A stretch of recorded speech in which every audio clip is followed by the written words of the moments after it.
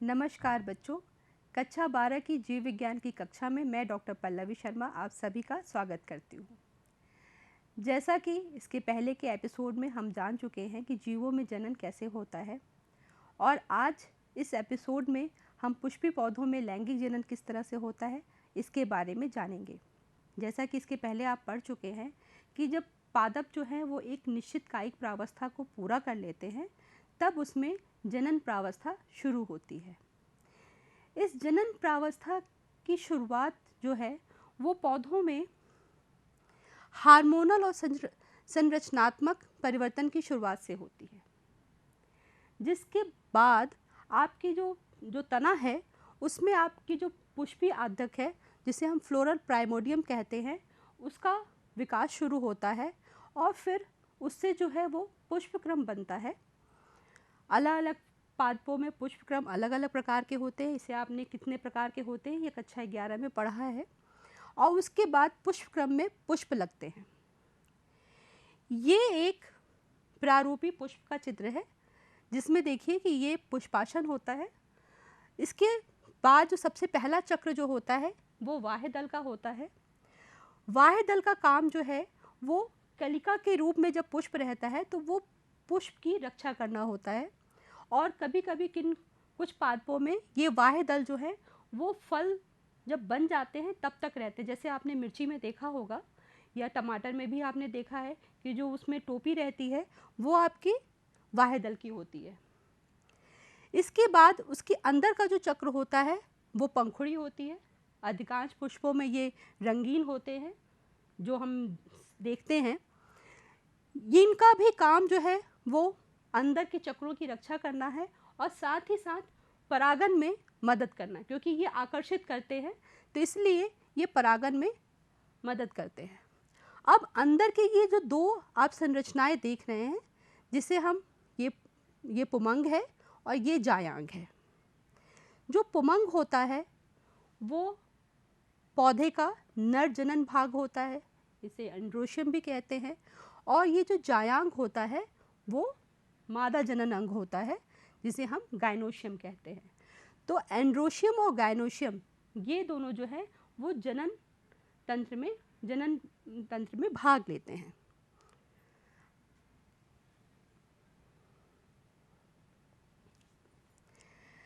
पौधों में भी लैंगिक जनन की वही प्रावस्थाएं होती हैं जिनके बारे में हम पढ़ चुके हैं।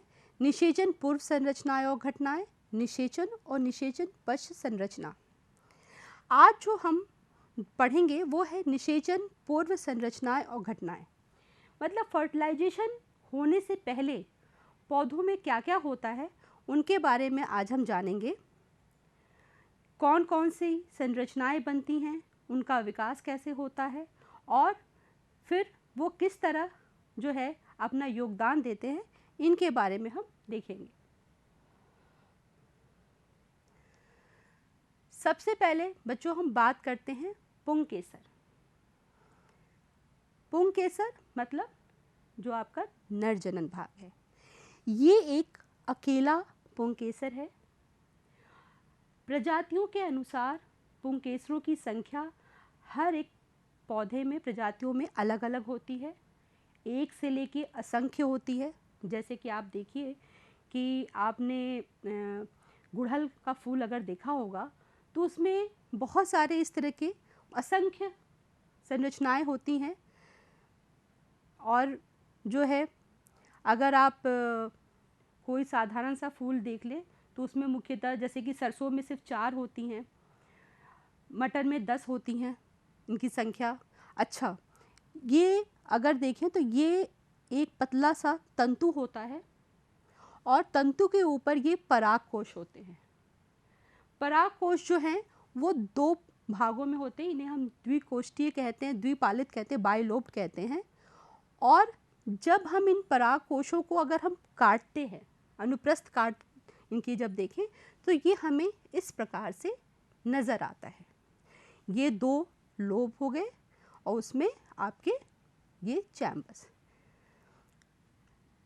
पुंकेसर जो है कभी कभी सीधे पुष्पासन से जुड़े हुए होते हैं, कभी कभी ये आपकी पंखुड़ी से जुड़े हुए होते हैं, या कभी कभी ये जो आपकी जायांग है उसके चारों तरफ एक घेरा बनाकर, एक चक्र कवर बनाकर रहते हैं।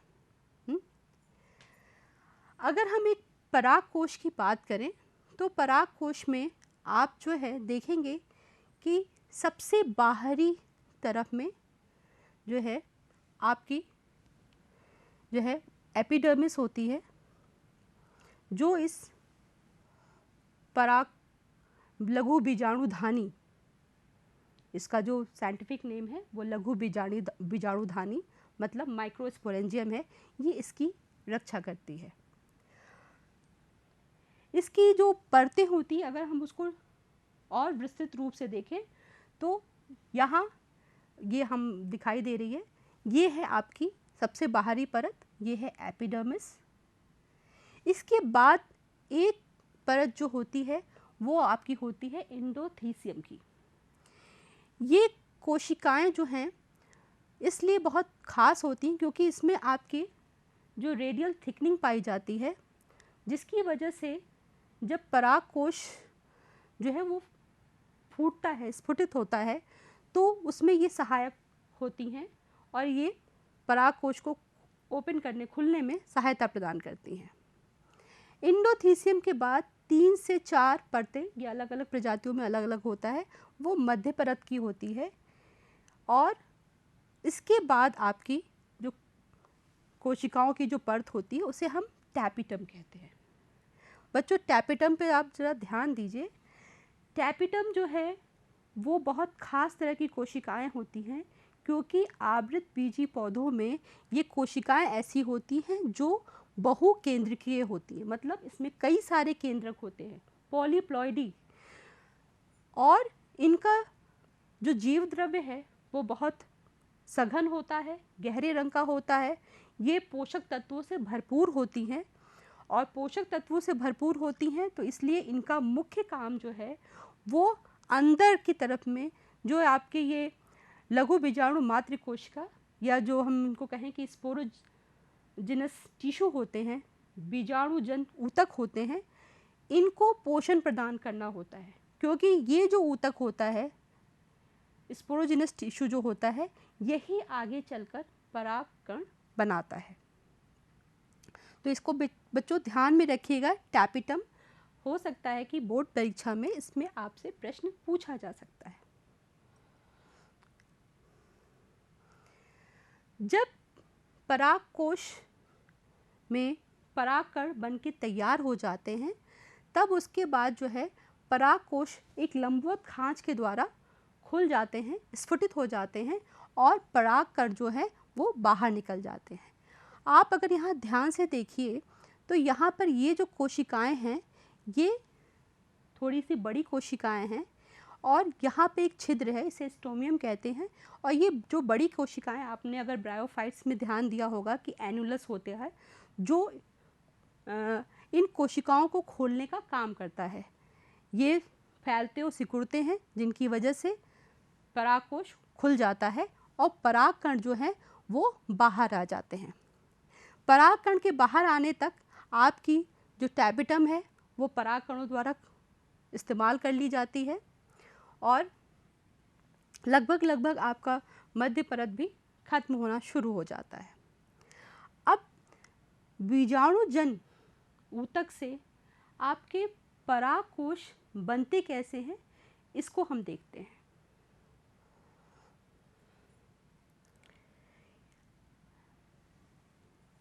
बीजाणुजन ऊतक से परागकण बनने की प्रक्रिया को हम लघु बीजाणु जनन माइक्रोस्पोरोजेनेसिस कहते हैं। जो आपके जो परागकोश होते हैं जब अपरिपक्व अवस्था में होते हैं तो उस समय एपिडर्मिस के नीचे की जो हाइपोडर्मस सेल होती हैं उसमें से कुछ कोशिकाएं जो हैं वो आर्चिगोनियम की तरह कार्य करने लगती हैं।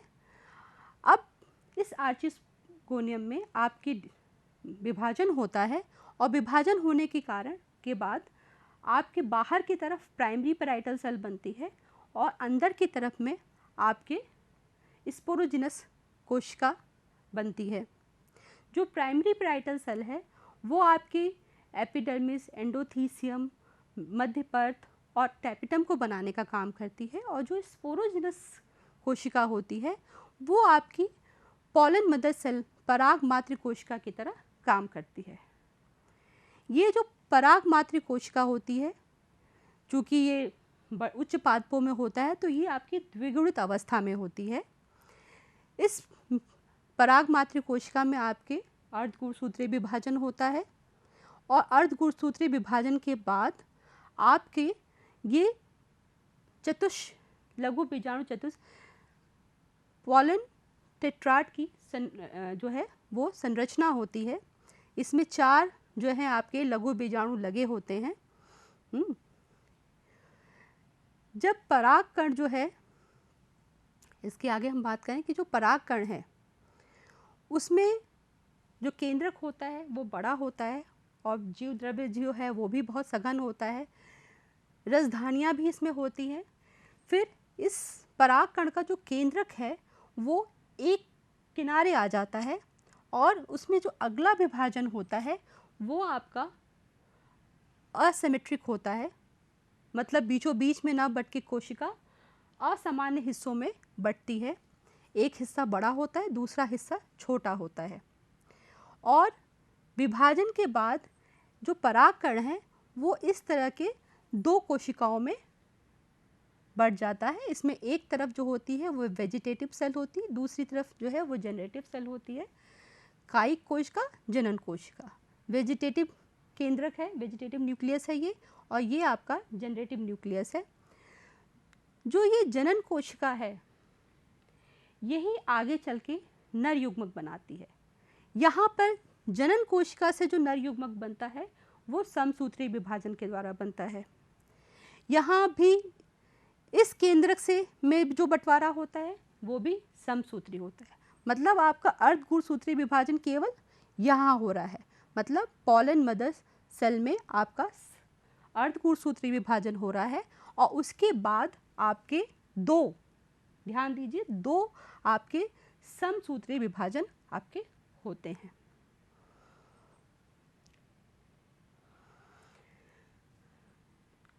परागकण को हम नर युग्मकोभिद भी कहते हैं। और अगर हम एक परागकण की संरचना को अगर विस्तृत रूप से देखें, ये इसलिए ज़रूरी है क्योंकि इसके पहले बोर्ड परीक्षा में से पूछा भी जा चुका है, तो हम अगर इसे विस्तृत रूप में देखें तो जो आपका परागकण है उसमें अंदर की तरफ आपका अंतःचोल होता है, और बाहर आपका बाह्य चोल होता है। ये थिकनिंग आपकी इस तरह होती है कि ये परागकणों को वर्तिकाग्र से चिपकने में मदद करती है। ये ध्यान दीजिए कि जो बाह्य चोल पे जो ये थिकनिंग होती है इसमें आपका स्पोरोपोलिनिन नाम का पदार्थ पाया जाता है, और मैं बच्चों बताऊं कि जो स्पोरोपोलिनिन है वो अब तक का ज्ञात सबसे प्रतिरोधक कार्बनिक यौगिक है। मतलब आप इसे किसी भी चीज़, मतलब चाहे अम्ल हो, तापमान हो, या दूसरी किसी चीज़ों के द्वारा आप इस किसी भी एंजाइम के द्वारा आप इसे नष्ट नहीं कर सकते। तो ये अभी तक का सबसे ज़्यादा प्रतिरोधक पदार्थ जो है वो स्पोरोपोलिनिन है, इसको ध्यान में रखिएगा। तो ये स्पोरोपोलिनिन जो है ये बाह्य चोल में पाया जाता है, और इस पूरे के पूरे परागकण की रक्षा करता है। लेकिन पूरे के पूरे बाह्य चोल में कुछ स्थान ऐसे होते हैं जहाँ पे ये स्पोरोपोलिनिन नहीं होता है, और उन स्थानों को हम जो है वो कहते हैं जनन छिद्र।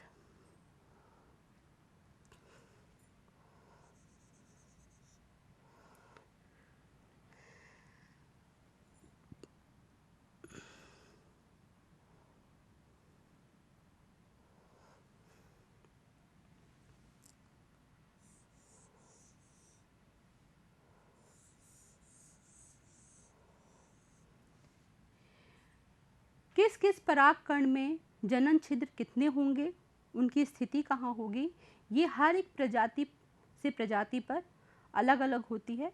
मतलब हम स्पोरोपोलिनिन का जो कहें कि अगर स्पोरोपोलिनिन जो है वो बाह्य चोल में किस तरह लगा हुआ है, उससे क्या संरचना बन रही है और जनन छिद्र कितने हैं, इसके आधार पे हम पॉलन ग्रेन को हम या पराग कणों को हम पहचान सकते हैं, और पहचान सकते हैं, ये बता सकते हैं कि ये किस पौधे का पॉलन ग्रेन है।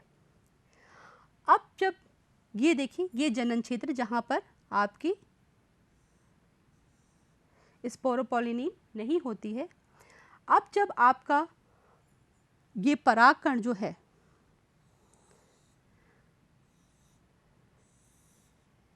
इस अवस्था में, जिसे हम दो कोशीय अवस्था कहते हैं, तो अधिकांश आवृतबीजी पादपों में, मतलब जो 60% से भी अधिक जो आवृतबीजी पादप हैं, उनमें पराग कणों का जो स्थानांतरण है वो इसी रूप में होता है। और कुछ पादप ऐसे हैं जहाँ पर इस जनन कोशिका में भी विभाजन हो चुका रहता है, मतलब वो 3 कोश के स्टेज में होते हैं जब वो झड़ते हैं। लेकिन अधिकांश आवृतबीजी पौधों में ये 2 कोश के स्तर में ये स्थानांतरित होते हैं, और जब ये वर्तिका पे पहुँचते हैं तो वहाँ वर्तिकाग्र पे जो म्यूसिलेज होता है उसे सोखने के बाद आपका जो ये हिस्सा है ये बाह्य चोल फट जाता है। वर्तिकाग्र पे जब ये पहुँचते हैं तो वहाँ जो म्यूसिलेज होता है उसको सोखने के बाद आपकी बाह्य चोल जो है वो फट जाती है, और अंतः चोल जो है वो जनन छिद्र के रास्ते से निकलकर एक पतली सी ट्यूब के समान संरचना बना लेती है। इसी को हम बेटा पराग नलिका कहते हैं, या अगर कहें कि इस पूरे की पूरी प्रक्रिया को ही हम पराग कणों का अंकुरन कहते हैं। और जैसे ही पराग नलिका बनती है, आपका ये जनन केंद्रक और साथ ही साथ आपका ये कायिक केंद्रक है, ये दोनों पराग नलिका में आ जाते हैं। जनन केंद्रक में फिर से समसूत्री विभाजन जो होता है वो होता है, और फिर 2 नर युग्मक यहाँ पर आपके बन जाते हैं। ये पराग नलिका जो है वो वर्तिकाग्र से होते हुए पूरी वर्तिका में आपके चलती है।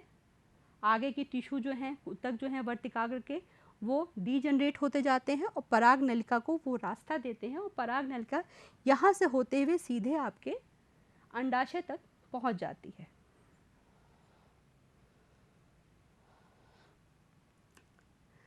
जो परागकण हैं इनके बारे में थोड़ा सा हम जान लेते हैं। जैसे कि नर युग्म को भित्त तो होते ही हैं, परागण का एक बहुत लैंगिक जनन का एक बहुत महत्वपूर्ण अंग होता है, लेकिन इसके अलावा जो परागकण हैं वो बहुत गंभीर एलर्जी भी पैदा करते हैं। यहाँ पे वैसे मैं बताऊँ बच्चों कि आपने पार्थेनियम गाजर घास के बारे में सुना होगा।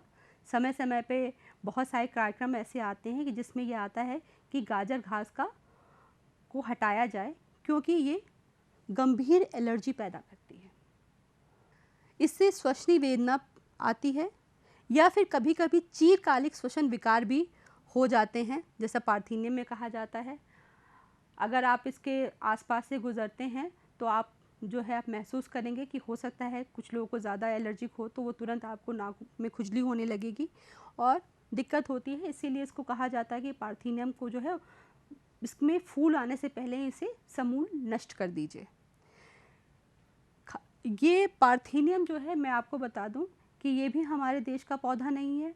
ये हमारे यहाँ जब गेहूँ आयात होकर बाहर देशों से आया था तो ये पार्थेनियम जो है ये उसके साथ आ गई थी, और उसके बाद ये पार्थेनियम जो है इस समय पूरे भारत में फैली हुई है, और हम इसे ख़त्म करने के लिए अलग अलग तरह के कार्यक्रम चला रहे हैं। परागकण, इसके अलावा अगर देखा जाए तो परागकणों में एक जो बहुत अच्छी चीज़ होती है कि इसमें पोषक पदार्थ बहुत होते हैं। जैसा जो वेजिटेटिव कोशिका होती है, कायिक कोशिका होती है, वो पोषण से भरपूर होती है। तो पोषण से भरपूर होने के कारण बहुत सारे देशों में हम इसे आहार संपूरक की तरह भी लेते हैं। छोटी छोटी टैबलेट के रूप में आती है। आप अपनी जब एनसीईआरटी की बुक देखेंगे तो उसमें वो चित्र दिया हुआ है जिसमें छोटी छोटी पॉलन टैबलेट्स होती हैं जिनका प्रयोग हम आहार संपूरक की तरह करते हैं। और साथ ही साथ घोड़ों में या एथलीट्स में उनकी कार्य क्षमता की में वृद्धि करने के लिए भी जो है आपके परागकणों का प्रयोग किया जाता है। एक और अच्छी बात यह है कि हम जो परागकण हैं, मैं आपको बता दूं कि जब परागकण जो है वो पुंकेसर से झड़ते हैं तो उसके बाद उनकी जो जीवन अवधि जो है वो अलग अलग प्रजातियों में अलग अलग होती है। जैसे जो गेहूँ है, चावल है, इसके परागकण जो है वो बाहर निकलने के बाद जो है वो ज़्यादा देर तक जीवित नहीं रहते, लेकिन जो रोजेसी कुल के पौधे हैं जैसे कि गुलाब है, आड़ू है, उनके परागकण जो है वो काफ़ी दिनों तक जीवित रहते हैं।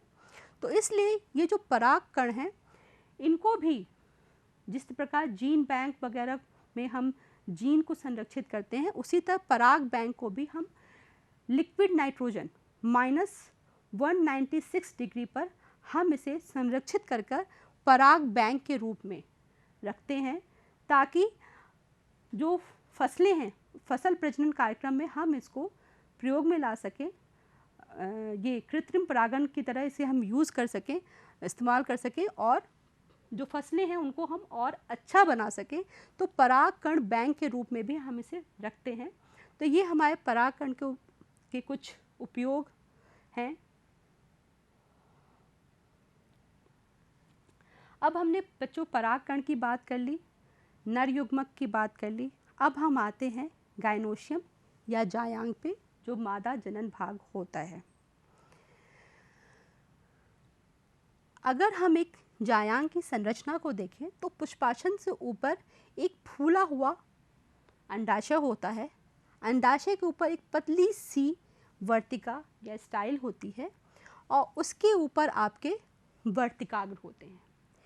यहाँ जो जायांग मैंने बनाया है वो आपकी गुड़हल का है, जहाँ आपने देखा होगा कि ऊपर 5 वर्तिकाग्र होती हैं।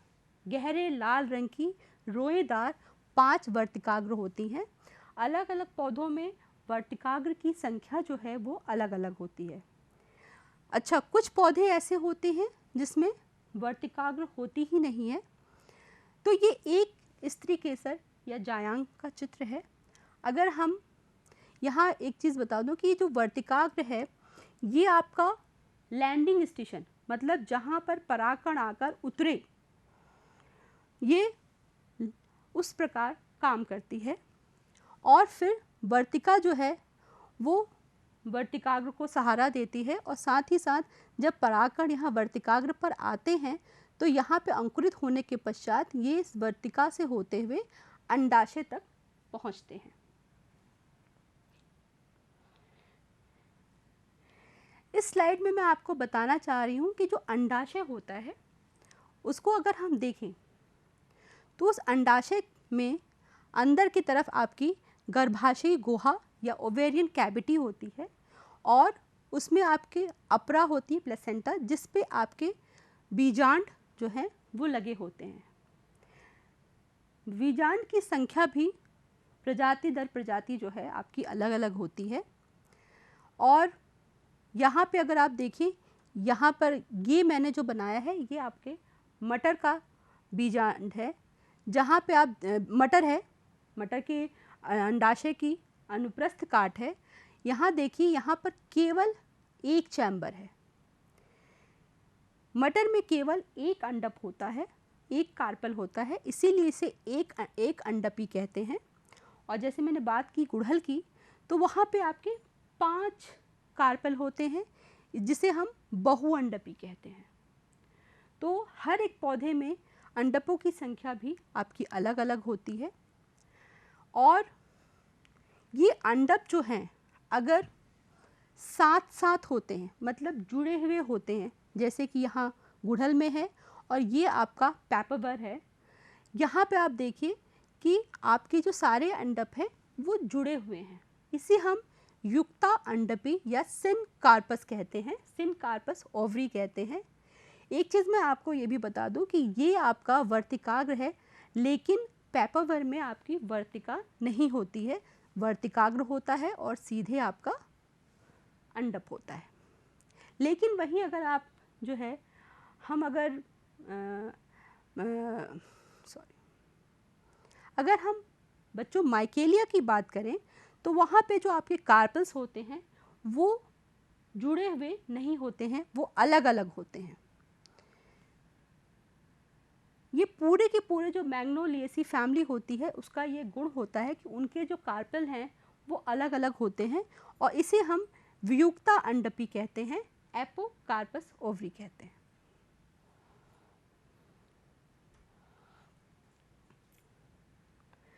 अब यहाँ पे बच्चों हम बात करते हैं गुरु बीजाणु धानी मेगा स्पोरेंजियम की। तो जो आपका ये आपका जो बीजांड है वो आपके प्लेसेंटा से जो अपरा होती है उससे जुड़ा होता है और जहाँ ये प्लेसेंटा से जुड़ा हुआ होता है उस जगह को हम फेनिकल कहते हैं। और यहाँ पे आप जो ये देख रहे हैं ये बीजांड का शरीर है और बीजांड का शरीर जहाँ इस फेनिकल से जुड़ा होता है उस हिस्से को हम हाइलम कहते हैं। इसके बाद जैसे कि घर में सबसे कीमती चीज़ होती है तो उसे हम क्या करते हैं कि तिजोरी में रखते हैं, तो वहाँ इसी तरह ये जो बीजांड होता है, बीजांड की भी सुरक्षा के लिए दो अध्यावरण होते हैं, एक बाहरी अध्यावरण और एक अंतः अध्यावरण। और इसके अंदर जो है आपका न्यूसिलस होता है, बीजांड काय। ये कोशिकाएं भी बहुत सघन होती हैं और जीव द्रव्य से भरपूर होती हैं और ये आपके जो बढ़ता हुआ भ्रूण कोश है एम्ब्रियो सैक उसको जो है भोजन प्रदान करती है। यहाँ आप देखिए बच्चों कि जो आपका जो दोनों अध्यावरण है इन दोनों के बीच में जगह खाली होती है और इस स्थान को हम माइक्रोपाइल कहते हैं या बीजांड द्वार कहते हैं। इसी स्थान से आपका जो नर युग्मक है वो इस एम्ब्रियो सैक में प्रवेश करता है। इस माइक्रोपाइल के ठीक विपरीत दिशा में कैल्जल सिरा होता है। अब हम बात करते हैं बच्चों बीजाणु गुरु बीजाणु जनन की, मेगास्पोर मदर सेल।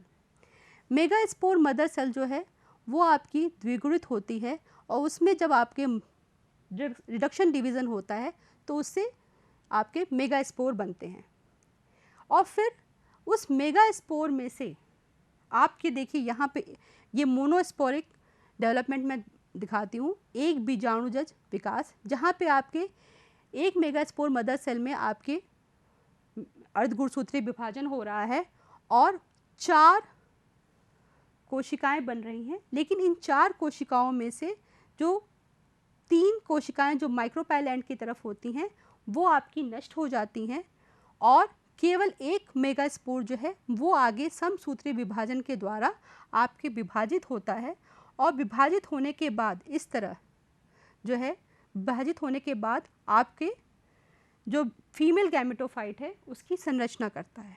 यहाँ आप ये ध्यान दीजिए कि ये जो संरचना आप देख रहे हैं, ये जो मोनोस्पेरिक डेवलपमेंट देख रहे हैं, ये पॉलीगोनम टाइप के में पाया जाता है पौधे में और अधिकांश एंजियोस्पर्म्स में ऐसा ही पाया जाता है। जो कोशिका है वो अलग नहीं होती, केंद्रक जो है विभाजित होते हैं पर कोशिका नहीं बनती। अब अगर हम एक परिपक्व भ्रूणकोश को देखें तो एक परिपक्व भ्रूणकोश में ऐसी संरचना हमें दिखाई देती है। एक सिरे पे जो है आपका अंड उपकरण होता है जहाँ पे आपकी 2 सहायक कोशिकाएं सिनर्जित सेल होती हैं और एक आपका अंड कोशिका होती है जिसे हम ओवम कहते हैं। उपकरण के ठीक विपरीत सिरे पे 3 एंटीपोडल होती हैं और बीच में एक केंद्रीय कोशिका होती है जिसमें 2 ध्रुवीय केंद्रक पाए जाते हैं। तो इस प्रकार एक आवृत बीजी पौधे में अगर हम प्रारूपीय आवृत बीजी पौधे की बात करें तो उसके भ्रूण कोश में 8 केंद्रक होते हैं, 1 2 3 4 5 6 7 8, लेकिन ये केवल 7 कोशिकीय होता है और ये ही भ्रूण कोश जब ये परिपक्व हो जाता है तब ये निषेचन के लिए तैयार हो जाता है। अब निषेचन कैसा होता है इसे हम अगले एपिसोड में देखेंगे। धन्यवाद बच्चों।